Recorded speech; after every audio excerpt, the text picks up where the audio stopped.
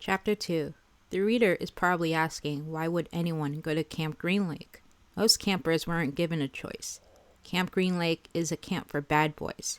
You take a bad boy and make him dig a hole every day in the hot sun will turn him into a good boy. That was what some people thought. Stanley Yelnats was given a choice. The judge said, "You may go to jail or you may go to Camp Green Lake." Stanley was from a poor family. He had never been to camp before. Chapter 3. Stanley Yelnats was the only passenger on the bus, not counting the driver or the guard. The guard sat next to the driver with his seat turned around facing Stanley. A rifle lay across his lap. Stanley was sitting about 10 rows back, handcuffed to his armrest. His backpack lay on the seat next to him. It contained his toothbrush, toothpaste, and a box of stationery his mother had given him.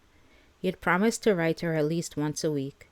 He looked out the window, although there wasn't much to see, mostly fields of hay and cotton. He was on a long bus ride to nowhere. The bus wasn't air-conditioned, and the hot, heavy air was almost as stifling as the handcuffs.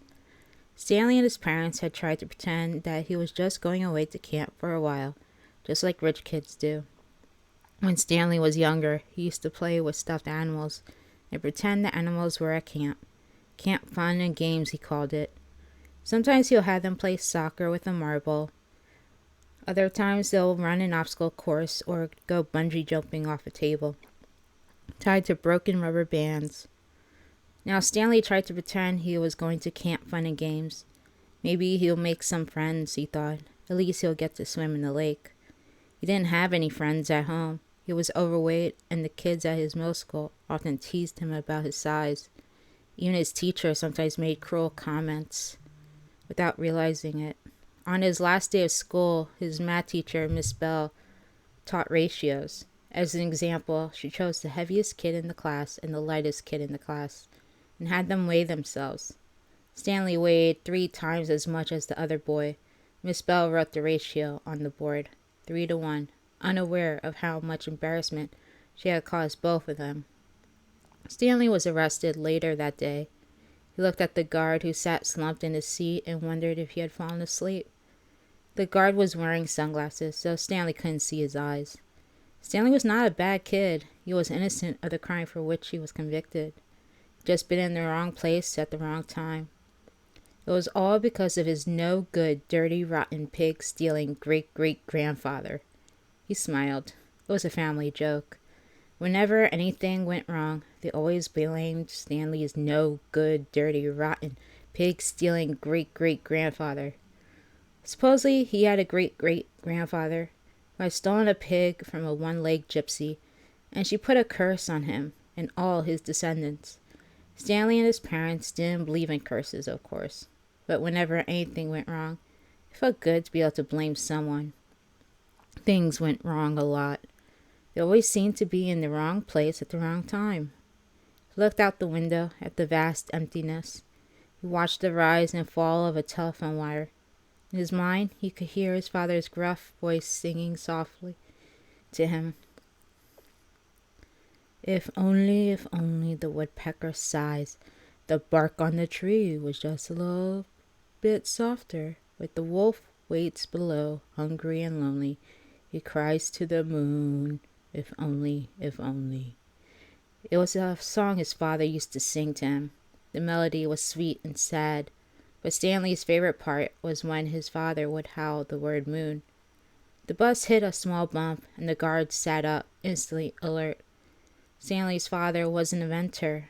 To be a successful inventor, you need 3 things: intelligence, perseverance, and just a little bit of luck. Stanley's father was smart and had a lot of perseverance.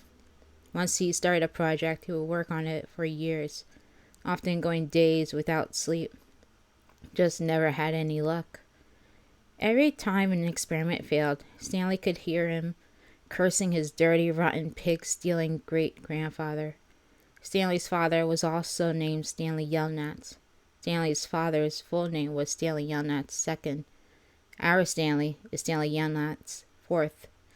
Everyone in his family had always liked the fact Stanley Yelnats was spelled the same frontward and backward, so they kept naming their son Stanley. Stanley was an only child, as was every other Stanley Yelnats before him.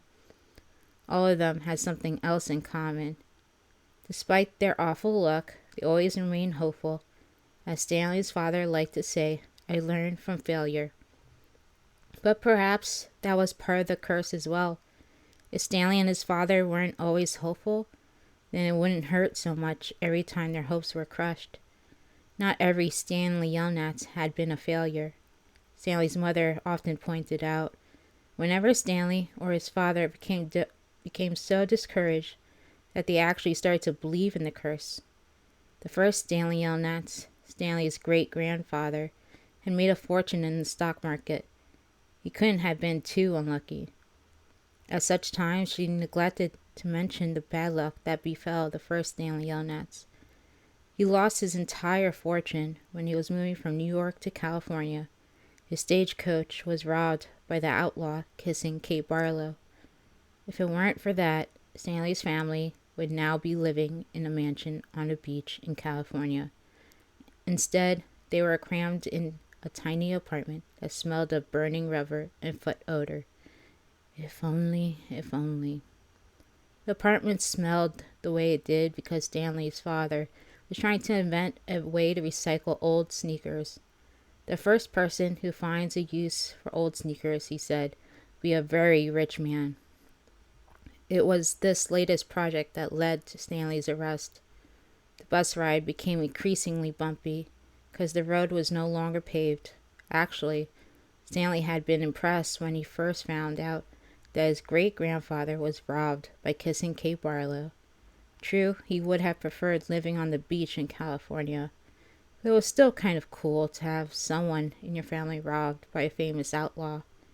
Kate Barlow didn't actually kiss Stanley's great-grandfather. That would have been really cool, but she only kissed the men she killed. Instead, she robbed him and left him stranded in the middle of the desert. He was lucky to have survived, Stanley's mother was quick to point out. The bus was slowing down. The guard grunted as he stretched his arms. Welcome to Camp Green Lake, said the driver. Stanley looked out the dirty window. He couldn't see a lake, and hardly anything was green.